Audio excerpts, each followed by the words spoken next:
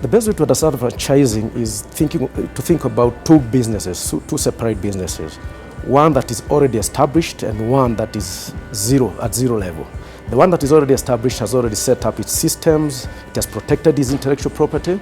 Then it allows the new one to use that set of intellectual property to distribute certain goods and services over an agreed period of time for agreed fees, which we call either an initial fee or ongoing royalties, monthly royalties.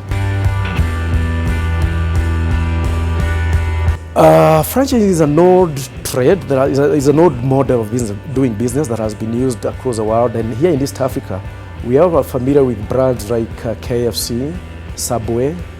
Now I'm told McDonald's is coming in. I saw something on that line. We know brands like Domino Pizza, Stone Cold. All those are foreign franchises. In terms of local franchises, in the early days, we used to have Buni dry cleaners, used to operate on the franchise model. And up to recently, up to I think March last year, there was a Kenchik Inns that worked on the franchise model, but regrettably closed after many, many years in that line. It's arguably the cheapest and fastest way to grow any business. The reasons are simple. If you look at the conventional business models, investors will struggle to open, I'll give an example of Kenya, they struggle to open in all 47 counties by investing their own money, putting in their own people in the branches, basically putting in their own time. But when you go into franchising, what you do is you look for locals in those localities who are better versed than you are in the local environment. They are more responsive to the cultures and the dynamics of the local environment. They put in their money and time to grow your brand. So in summary, franchising is the easiest and the quickest way to grow a brand. If you look at the franchise map of the world, you find that countries like Philippines have 70% of the franchise businesses controlled by foreign franchises, as opposed to South Africa, where 90% is controlled by local franchises. When you look at now the contribution to the GDP of those countries, the foreign companies, as you would expect, normally would import most of their inputs, therefore creating jobs out there. And at the end of the day, they export, or rather they repatriate all their profits out there. So the benefits to the country are less when you talk of foreign franchises, as opposed to South Africa, where, as we speak, as of last year, the franchise industry contributed 11.67% of South Africa's GDP.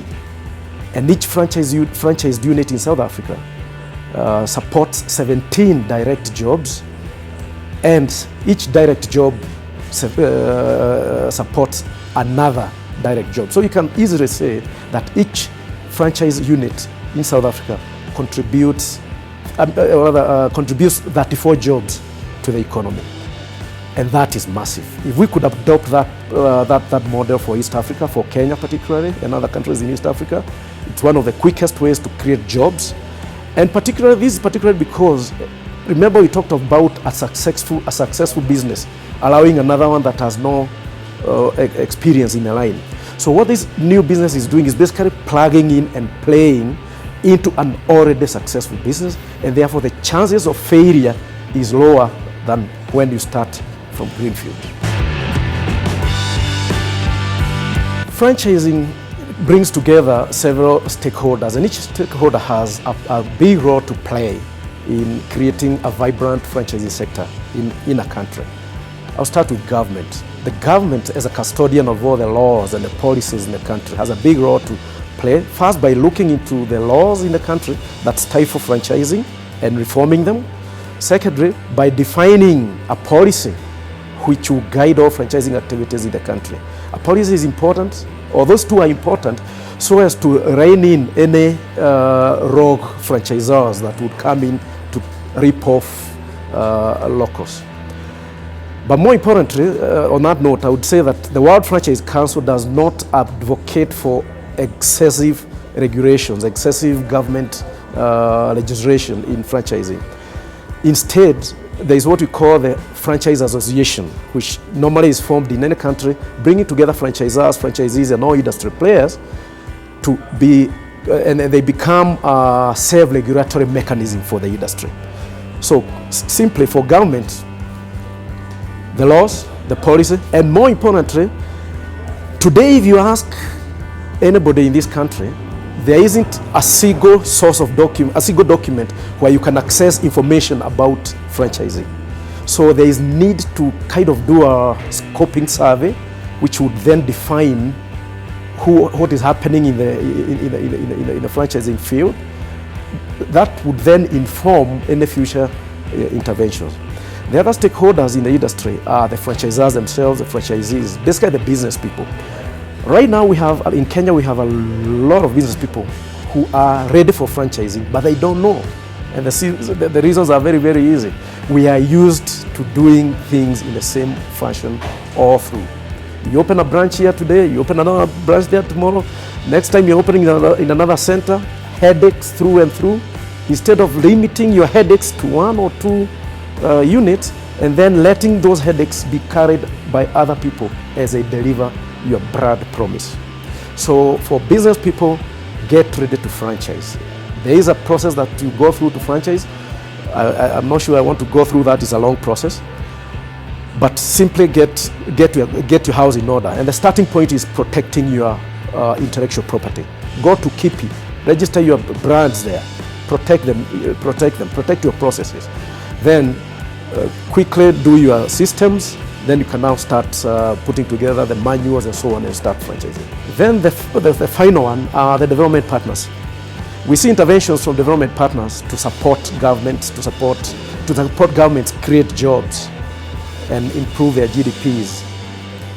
Franchising is one of those areas where you can literally track the cents that the dollars that we are putting into the country, that you'll be able to say we're putting $1 million and we have been able to create so many jobs. We have been able to improve GDP from zero, or the contribution of franchising to GDP from 0 to so much. That you can track very, very easily. Then finally, although these are again related to government, if you look at the government today, any government in East Africa, particularly here in Kenya, we spend a lot of money in youth funds, women funds, and funds for disabled people to go into business.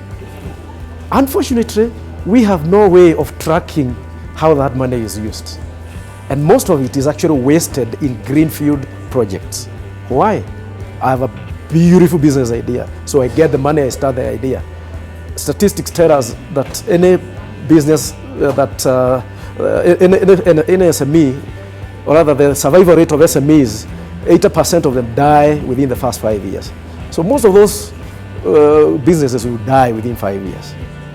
But with franchising it's different, because we already have a successful business. These guys would come in, the youth actually would come in and plug into this already successful business and then play with it. And the success rate now turns to 85 as opposed to 15.